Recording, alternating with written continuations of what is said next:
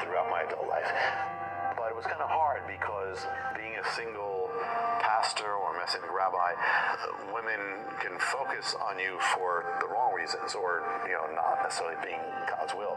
And so there were a lot of women in the congregation who all received revelations from the Lord that they were supposed to marry me. At one point, just kind of gave up hope that would ever happen, find the right one.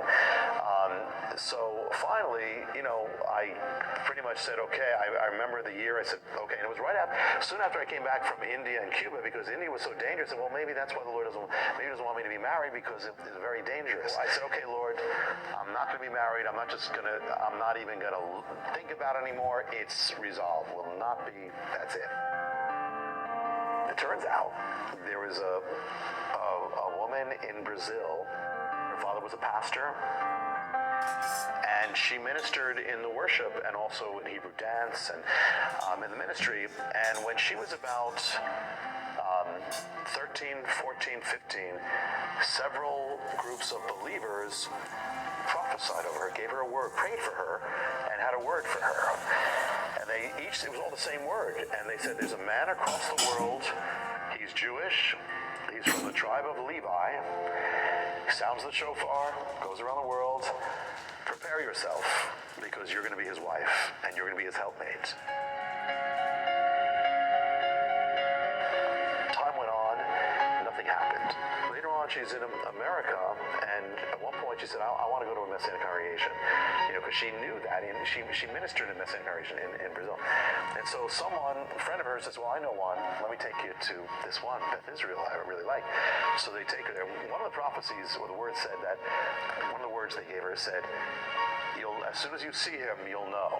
So I'm walking around, I'm not on the pulpit, I'm walking around before the service. She sees me walking around, doesn't know I'm the pastor or rabbi, and she says, I know him. She says, I definitely know this man. I said, no, you don't. I said, well, he's been to Brazil, because I've seen him before. I know him. I said, he's never been to Brazil. And I said, well, why do I know him? So she's there. She doesn't say it, but she stands up as one of the new people. It's okay. At the end of the service, they bring some of the new people to meet me. So she's brought to me, and I meet her. There's a translator, because she doesn't speak English, and I don't speak Portuguese. So we're speaking through the translator, and I go home, and I'm mad. I'm upset. And I'm saying, Lord, why did you bring that one there? He said, because if I was going to be married, that would have been the one. But now I said no, and so what? So I was upset. So I literally, didn't know what to do. And so I prayed about it. We began to see each other.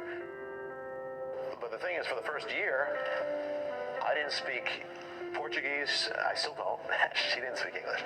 So we had to communicate for the 1 year with sign language and with a laptop computer. Everywhere we went, we had a laptop. And so sometimes we'd be walk in the park, laptop.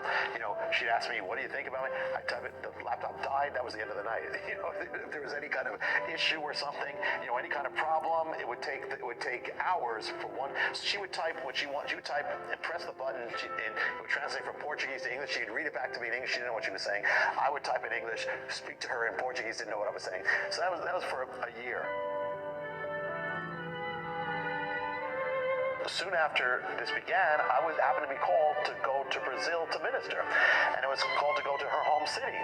And her mother ended up going to the event. And her mother, without realizing, she just knew I was the pastor, she ended up telling me about the prophecy. It turned out her father had made a shofar to commemorate those prophecies in Brazil. So we went slow for about 3 years, and then on the 3rd year we told the congregation, and then the 4th year we were engaged, and the 5th year we got married. You may kiss the bride.